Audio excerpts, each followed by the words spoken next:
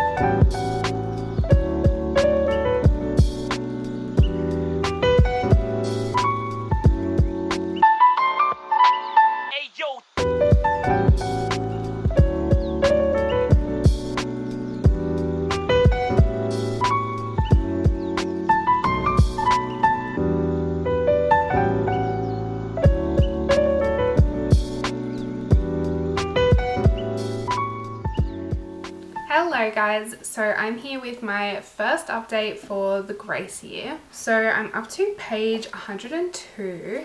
It doesn't really have chapters, but it's 400 pages long, so we're basically a quarter of the way through. I am super impressed with this. I've been having a really great time reading it. Definitely say that the Hunger Games vibes are correct. You basically meet this main character who just doesn't want to be involved. She knows what she wants out of life. She just wants to exist under the radar. I never asked to be in the games. And then all of a sudden she gets sort of thrown into the spotlight in this dystopian world. Her main sort of love interest is also very similar to Gale. Perfect. So at this point in the story, they have entered the forest. We have already lost two of the girls. I literally went to call them tributes just then, and she's already had this sort of interaction with one of the poachers. They've also sort of established who's like the nasty character. Don't care too much for her, hoping she just, you know, yeets on out of there. So I'm interested to see if it is like the Hunger Games where challenges are sort of thrown at them, or if it's more that they're left to their own devices. We will have to just wait and see. But yeah, I guess I will leave this update here for now, and I will be back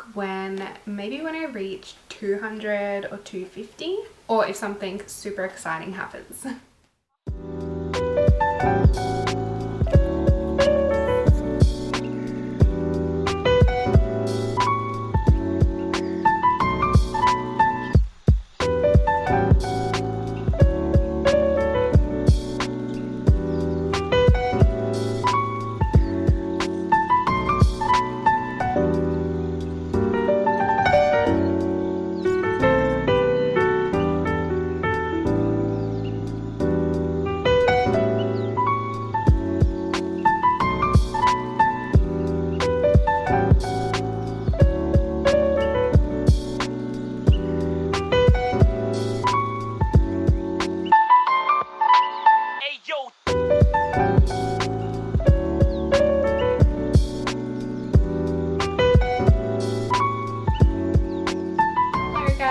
so I am back with another update for the Grace year. I am now up to page 271, so we only have like a small chunk to go. I really want to just like smash this last chunk out. It is at that point where I just want to know what happens. So I think I last updated you at like 150 pages. From then we had probably like 100 pages of the girls finding their grounding in the woods. So after about page 200, 250, the story just explodes. Like, it gets so involved, so engrossing. But one thing I do want to talk about that has been really getting at me while reading this book is just how intolerable like the villain or like the bully girl is. She is just so nasty to Tierney, and like, oh, it's so frustrating watching all the other girls like flock to her and follow her like little sheep. Like, it's clear that Tierney has training, like she has the understanding of the wilderness, and then they just still seem to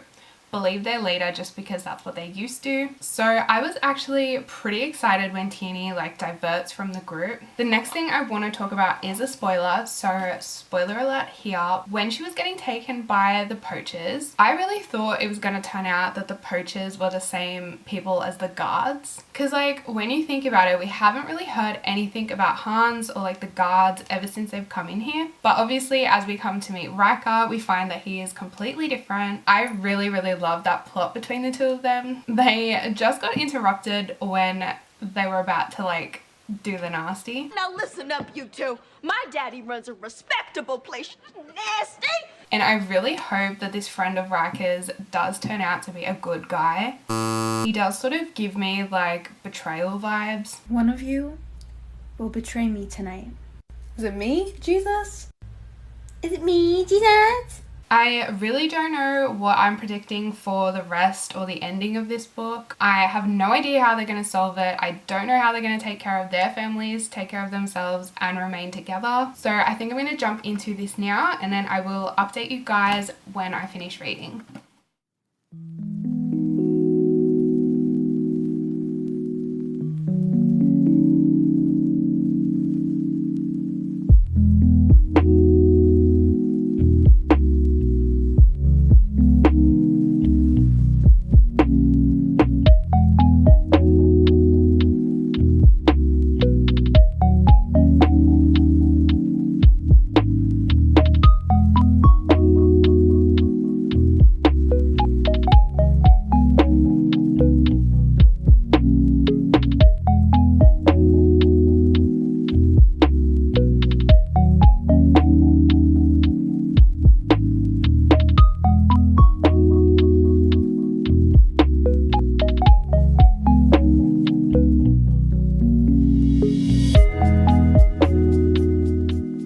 Hello guys, so I have finished the Grace year. I pretty much did what I said, and I just binged like the last 130 pages.